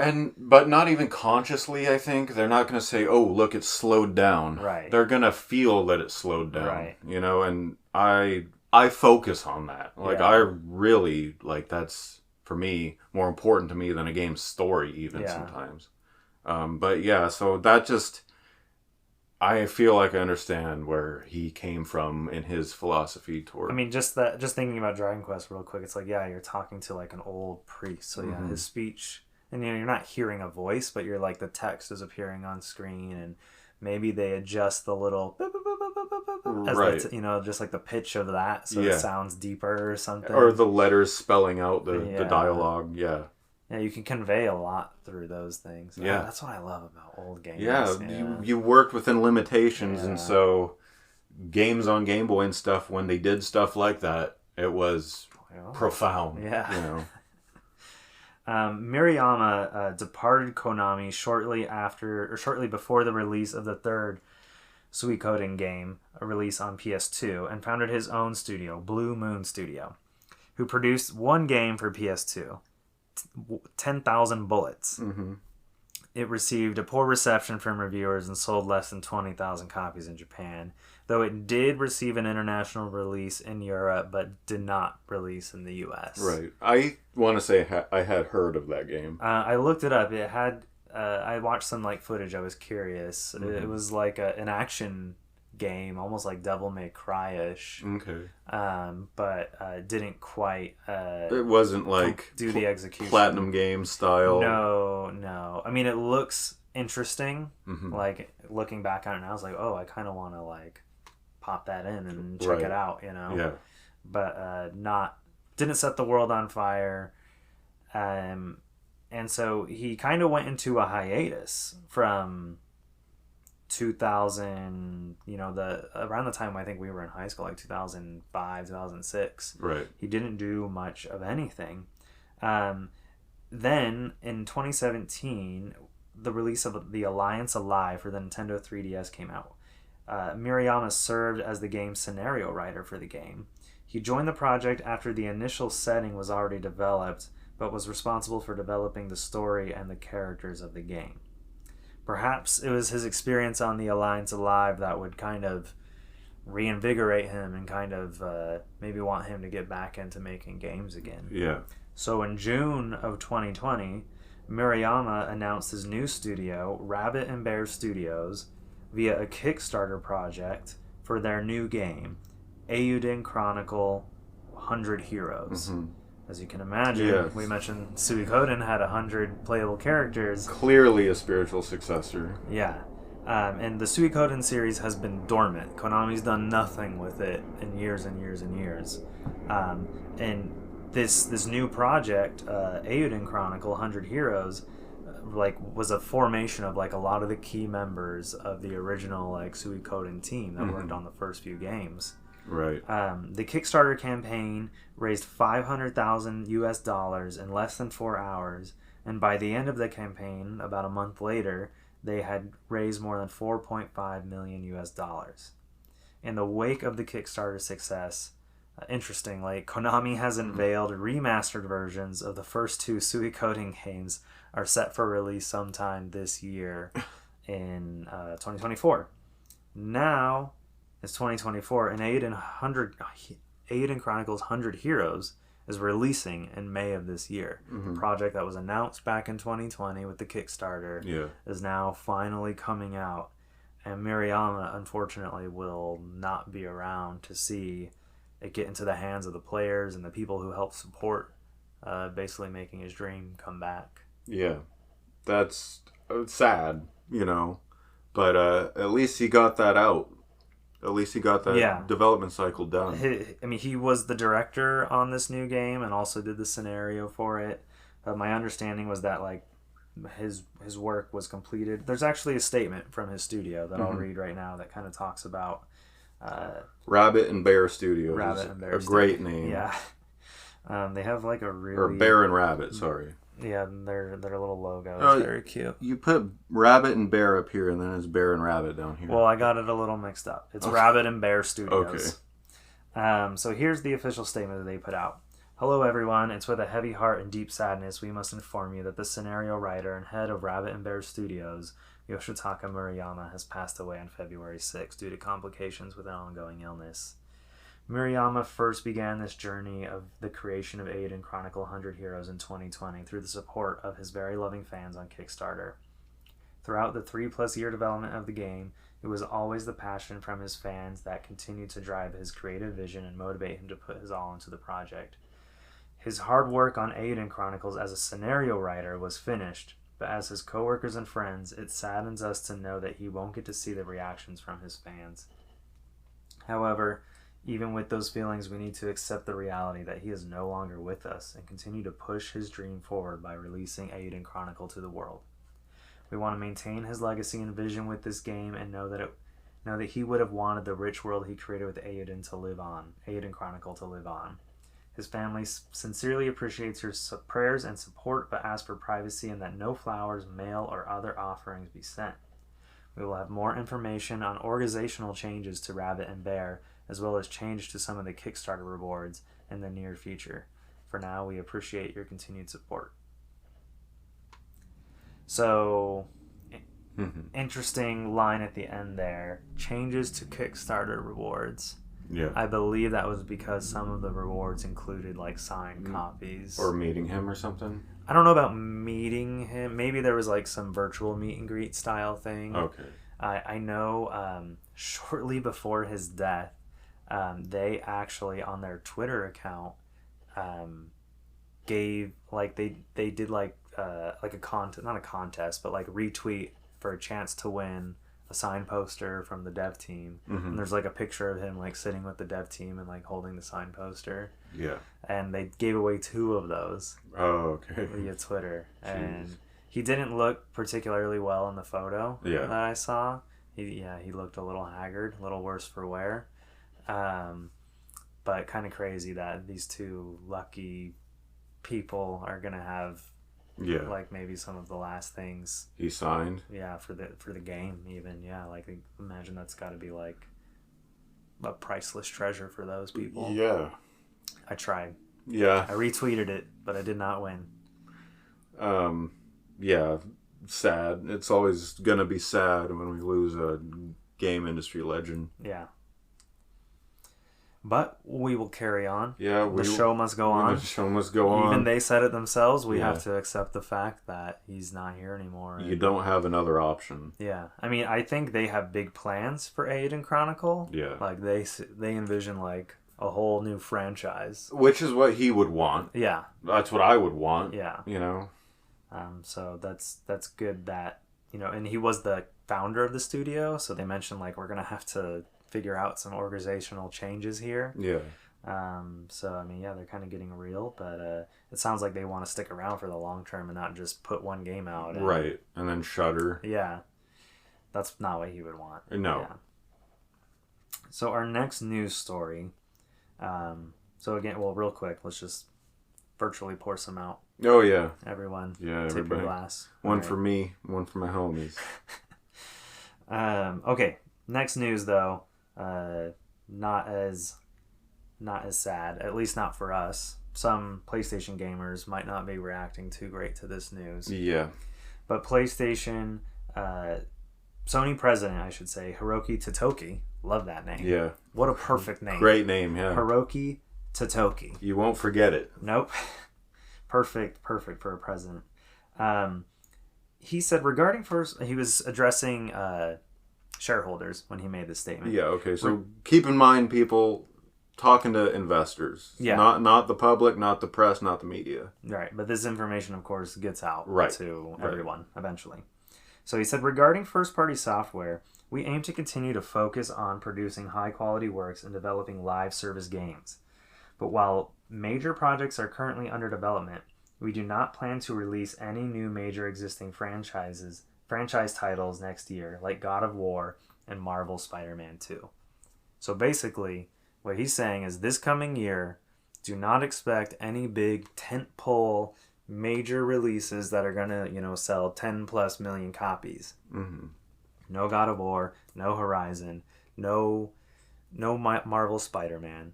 But what this doesn't necessarily mean is that there won't be no new games from Sony. There's just not going to be anything major. Right, that shareholders are even interested in hearing about, unfortunately. Perhaps, yeah, because the games that Sony is maybe going to be putting out this year are not... They don't anticipate them making investors like a bunch of money. Being blockbusters of any degree or... Right.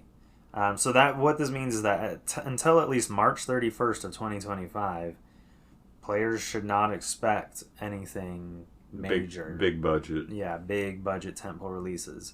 I mean, I don't necessarily see that as a bad thing. I think this gives time for third parties in particular an opportunity to breathe and sell some games. Yeah, right. It gives a whole window for like new releases from other studios because you don't want to release your game when Sony's releasing theirs. Yeah. And even, potentially some new IPs. Right. Or some lesser known IPs get a chance to shine that are first party. Which is welcome. It seems like it kind of like ebbs and flows a little bit, but there are times when we're just saturated with sequels. And that's all that's coming out as sequels. Yeah. I mean, we know Sony's publishing Stellar Blade. Yeah. Which is not a first-party developed title, but it's sort of a first-party publishing deal. Right. I mean, we got maybe the biggest game of the year, potentially launching, I think it's tomorrow or Friday, with Final Fantasy VII. Yeah. Rebirth. And, that game, I'll just briefly mention, it's, for people who care about reviews, it's very, very high. It's like 93 or 94 Metacritic score. Very well could be, the biggest game that comes out this year. Right. And Square Enix needs that win. Yeah. So good for them. This is part 2 of, did they say it was going to be 3 parts, right? Yeah, the Final Fantasy VII remake project is 3 games. So this is three game releases to create one original game. But obviously they're expanding and fleshing out the world and characters and lore and everything. But so and that's a PS5 exclusive, at least for a year. So even though it's not like a first party tentpole game, I don't know that gamers are necessarily going to be like cognizant of the fact that they're not getting Call of Duty. a big, massive release Yeah. from PlayStation, because for most of their perspectives, they're probably like, PlayStation makes Final Fantasy. Yeah. Right. Ignorance, but yeah. Yeah, I don't know. I don't know. People who just care about Spider-Man. Yeah, I don't know. Maybe don't say anything. Yeah. Totoki also had a few other comments for shareholders, which I think we should take a look at. He talked about their expectations for a decline in PS5 sales and services over the coming fiscal year. He said, regarding the PlayStation 5 hardware, which will enter its 5th year since launch, partially due to its entering the latter half of the console cycle, essentially saying that PS5's old. PS5's at the halfway point. Yeah. Does that not feel insane to you? Yeah, it does. Say that? Like, I feel like the PS5 just came out. I have personal. Well, I don't know about personal. I do have personal experience hearing this from the mouth of Sean Layden, but they do it in the press all the time. They're very quick to move on mentally. Yeah. When it comes to hardware and stuff. I guess maybe they almost have to. Yeah. They have to start working immediately on whatever's next. Right. Even though it may not be something players see for a decade. Right. So they said, partially due to entering the latter half of the console cycle, we aim to optimize sales with greater emphasis on balance with profits. So we anticipate a gradual decline in unit sales from next fiscal year onwards. We expect third-party software sales to continue to expand gradually due to the expansion of the PlayStation 5 install base and the high level of user engagement and network services. We expect subscribers to be on par with this fiscal year or slightly less due to the impact of a price revision we implemented in this fiscal year. He's talking about PlayStation Plus went up in price. Yeah. And it went up kind of a significant portion. It jumped up 20% or something like that. Yeah. So I think he's basically saying that people have stopped subscribing due to that price increase. Yeah. But because of the increase, it's basically just evened out. Yeah. So essentially what he's admitting here is that they alienated customers and got no more revenue than they had prior. So now they have less people subscribing to PlayStation Plus. This is Jim Ryan's PlayStation. More on Jim Ryan's PlayStation in the next episode. Right.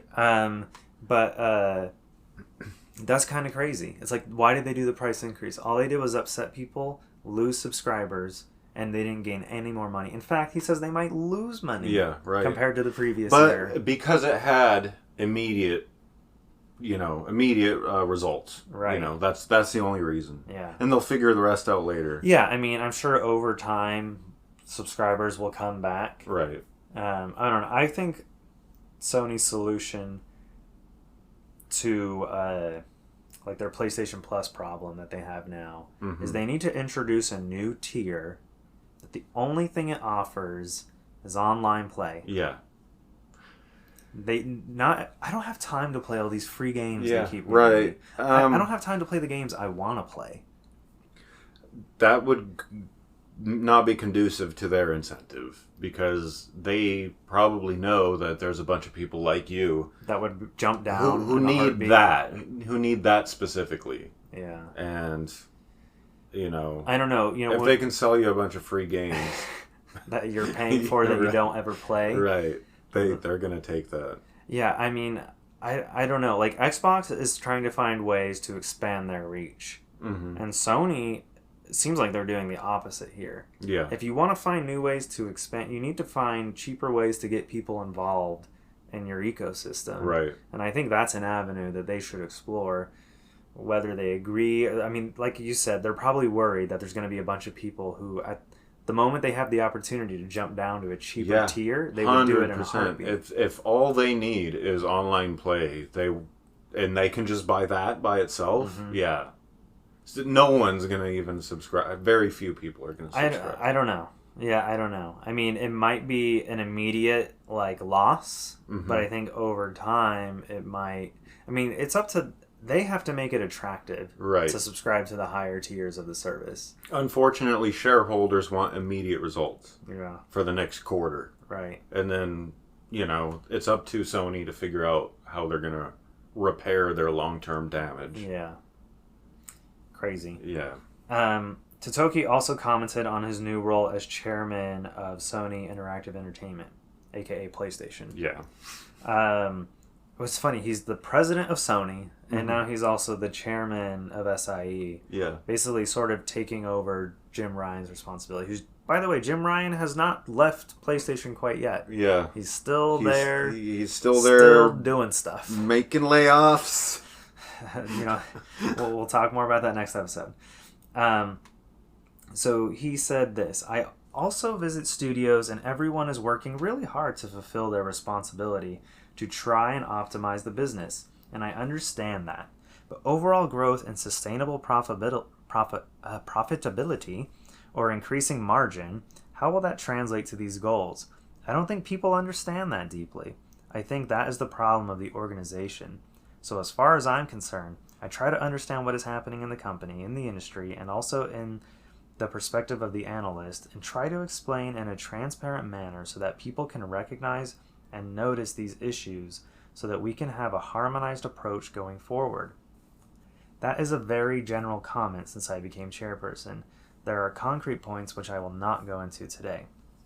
And before we talk about that, I want to get into this next statement because it kind of flows into it. Yeah. Now, about visiting the studios, and I've had meetings with the leaders there, the studios. He's talking about all the different, like, PlayStation first-party game studios. Mm-hmm. People who work in the studios have very high motivation. They're very highly motivated. They're very good people, and they're very creative people. They have great creative minds, and they also have knowledge about live streaming.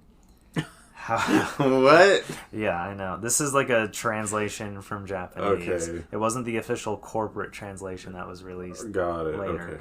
Okay. However, having said that, when it comes to the business itself, I think there's room for improvement. And that's got to do about how to use the money or about the schedule of development or how to fulfill one's accountability towards development, etc. Those are my frank impressions. So I will continue to engage in dialogue with the people so that we can find the right way to proceed. Mm-hmm. Okay, specifically that last paragraph. Yeah. That's him basically saying these studios have no idea where this money comes from, how to spend it, Yeah. how to make games in a manner that like exceeds how much they get cost to make. Right. Like they just don't. I guess they're just out of control. And maybe this is because Jim Ryan is like, I want everybody making live service games. Yeah, which don't have a normal development cycle. Yeah, that's like not other games do. Yeah, and you can't just extreme hypothetical example. You can't just take a studio that makes sports games and has always made sports games and that's their specialty, and tell them to make live action or live service. Most sports games are True, live service games now. I shouldn't have picked sports, but you get what I'm saying. Yeah, like Naughty Dog make a live service game. They Right. tried and they failed. Right, just making puzzle games all day. Yeah. Okay, go make Sea of Thieves. Like that doesn't work. No. But they think it works that way because they're not creative people. Nope. So yeah, I don't know. I see this comment as sort of like he's walking into these studios. He's very impressed with all the interesting things they're doing. Yeah, no. But he doesn't think that they see what reality is like. Right. And that like well, they're not thinking about money, basically. Yeah. And he is not like a games person. Yeah. This Hiroki Totoki. Mm-hmm. He's like a Sony bigwig. Mm-hmm. He's a suit. He's a suit, like a super suit. Super suit. Walking suit. Yeah. And so on his mind, he's thinking about money. Yeah. Like making money, not losing money. Yeah. And he's walking into these studios and he's like, we're losing money. That's like the depth of his like his like capacity. Make money, don't lose money. Oh, like, yeah.